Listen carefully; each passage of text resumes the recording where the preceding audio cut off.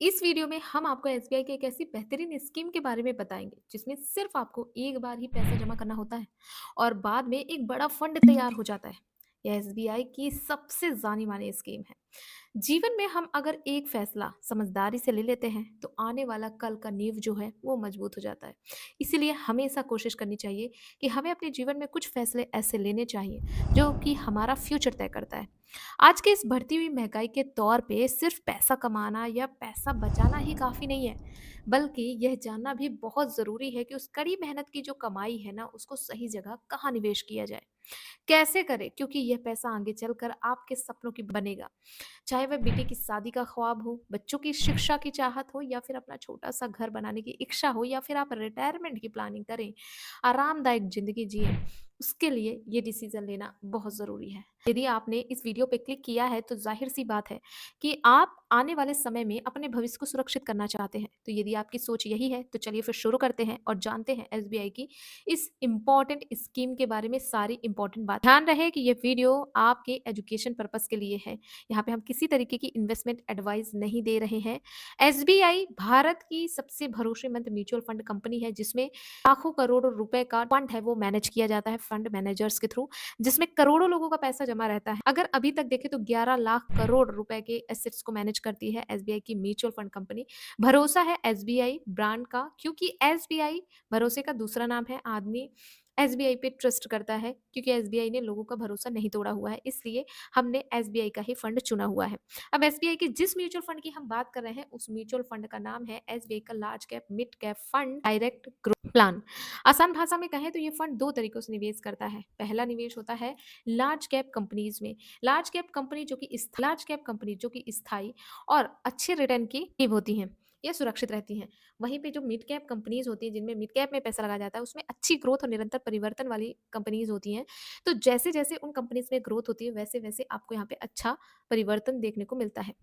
इस फंड को 4 स्टार की रेटिंग मिली है, मतलब भरोसेमंद और अच्छा विकल्प है। इस फंड में जो निवेश किया जाता है वो मैक्सिमम लार्ज कैप और मिड कैप कंपनी में ही निवेश किया जाता है। इसका जो डाइवर्सिफिकेशन अगर आप देखेंगे तो इसमें जो मैक्सिमम निवेश है कंपनीज के शेयर में निवेश किया जाता है, यानी इक्विटी मार्केट में किया जाता है। अगर बात करें 100% की तो 100% में 95% इक्विटी मार्केट में लगाया जाता है जहां से बेहतर रिटर्न मिल सके। उसके बाद बचा हुआ 4.9% कैश में रखा जाता है ताकि जैसे अपॉर्चुनिटी दिखे वहाँ पे पैसे को निवेश किया जाए या उसका सही यूटिलाइज़ किया जाए, और थोड़ा बहुत पैसा डेब्ट में रखा जाता है यानी गवर्नमेंट बॉन्ड्स में रखता है ताकि स्टेबल रिटर्न भी मिले। अगर एलोकेशन देखें सेक्टर वाइज़ तो मैक्सिमम निवेश जो है इक्विटी में भी फाइनेंशियल सेक्टर में किया जाता है, 30.2% का एलोकेशन देखने को मिलेगा। Material, health care, industrial technology जैसे सेक्टर्स में इसका मैक्सिमम निवेश होता है।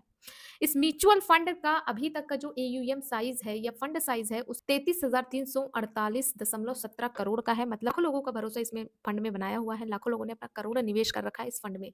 इस फंड की करंट की जो एनएवी है 673 रुपए है प्रति यूनिट। इसकी लॉन्चिंग डेट है 2013।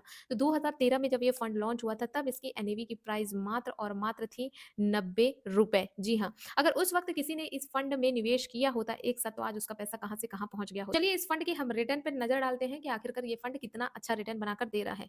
अगर बात करें पिछले 1 साल के रिटर्न की तो आपको ज़्यादा अच्छा परफॉर्मेंस नहीं देखने को मिलेगा। इसने सिर्फ 1.95% का एनुअलाइज़ रिटर्न बनाकर दिया है। लेकिन अगर बात करें पिछले 3 सालों के रिटर्न की तो इसने 18.06% का एनुअलाइज़ रिटर्न बना के दिया है। अगर वहीं पे बात करें पिछले 5 सालों के रिटर्न की तो आपको यहाँ पे देखने को मिलेगा 23.97% का एनुअलाइज़ रिटर्न है, जो कि म्यूचुअल फंड की इस कैटेगरी में बहुत ज़बरदस्त रिटर्न माना जाता है। और वहीं पे ऑल टाइम यानी जब से ये फंड लॉन्च हुआ है तब से आप देखोगे कि तकरीबन 18% का एनुअलाइज़ रिटर्न बनाकर दिया है।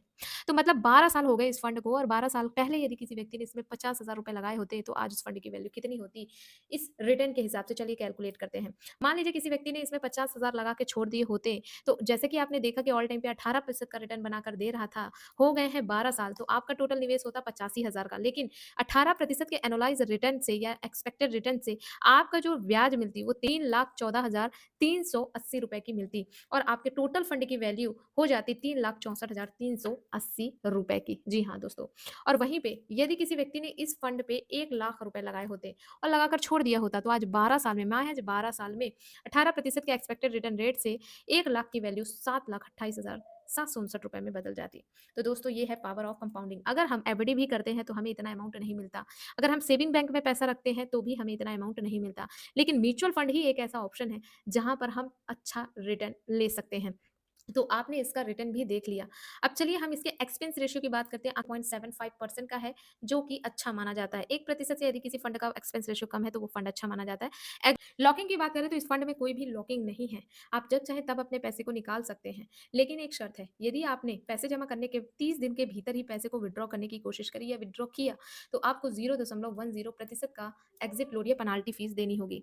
ध्यान रखिए ये सिर्फ़ इसी समय ही देनी होगी। यदि 1 महीने के बाद आप पैसे निकालते हैं तो यहाँ पे कोई भी आपको पेनल्टी फीस नहीं देनी होगी। अब जब बात कर रहे हैं एक्सपेंस रेशियो एग्ज़िट लोड की, तो टैक्स क्यों पीछे रह जाए? यहाँ पे हम ये भी देखते हैं कि टैक्स कितना लगता है।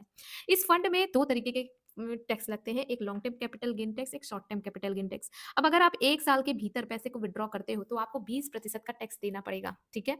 और यदि आप 1 साल के बाद पैसे को विथड्रॉल करते हो और आपका रिटर्न 1.25 लाख से ज़्यादा है, तो जो ज़्यादा अमाउंट है, उस पर आपको 12.5% का टैक्स लगेगा। ध्यान रखिएगा 1.25 लाख यानी सवा लाख के लगभग आपको हर साल सब्सिडी मिलती है, यानी ये टैक्स फ्री रहता है। इसके ऊपर अगर आपने बनाया हुआ है रिटर्न, तो उस पे 12.5% का टैक्स लगेगा, ठीक है? इस फंड ने लगातार अपने कैटेगरी एवरेज को भी बीट किया है, यानी अपने बेंचमार्क से अच्छा खासा रिटर्न बनाकर दिया है। तो इस तरीके से ये हुई इस पूरे फंड की डिटेल। आपने देखा कि लंबे समय में इस फंड ने लगभग 17 से 18% का रिटर्न बनाकर दिया है। इसलिए हम मान के चलते कि अगर ये आगे भी हमें 12 से 13% या 15% का भी रिटर्न बना के देता है, तो ये भी अच्छा है। अगर आपका लक्ष्य बिटिया की शादी करना है, उसकी अच्छी पढ़ाई-लिखाई, बच्चों की अच्छी पढ़ाई-लिखाई करना है या खुद के लिए रिटायरमेंट के लिए फंड बनाना है, तो लंप-सम या एसआईपी निवेश करना बेहतर होगा। आपको जाते-जाते बता दें कि इस म्यूचुअल फंड में 2 तरीके से निवेश किया जा सकता है, पहला एसआईपी के थ्रू, दूसरा लंप-सम के थ्रू। एसआईपी आप महज़ महज़ ₹100 से शुरू कर सकते हैं और वहीं पे जो लमसम का अमाउंट है वो महज और महज 5,000 रुपए है। तो यहाँ पे आपको जो भी सूटेबल लगे आप उस हिसाब से इन्वेस्टमेंट की प्रक्रिया को शुरू कर सकते हैं। बस ध्यान रखिए कि यह वीडियो सिर्फ एजुकेशन पर्पज से थी। अगर किसी भी फंड को आप चुनते हैं तो पहले खुद की रिसर्च को प्रायोरिटी दीजिए। उसके बाद आप किसी फाइनेंशियल एडवाइजर से सलाह ज़रूर लीजिए, क्योंकि म्यूचुअल फंड बाजार के जोखिमों के अधीन होता है। जैसे बाजार परफॉर्म करेगा वैसे म्यूचुअल फंड भी परफॉर्म करेगा। तो भाई आप पहले फाइनेंशियल एडवाइजर से सलाह लीजिए, खुद की रिसर्च करिए, अपने रिस्क रेशियो को देखिए, उसके बाद ही इन्वेस्टमेंट में आइए। उम्मीद करती हूँ आपको वीडियो काफ़ी पसंद आया होगा। अगर आपने यहाँ तक वीडियो देखी है तो उसके लिए बहुत-बहुत धन्यवाद। वीडियो को लाइक ज़रूर करिएगा, शेयर करिएगा। ऐसी ही जानकारी भरी वीडियोज़ के लिए आप चैनल को सब्सक्राइब कर सकते हैं। Thank you.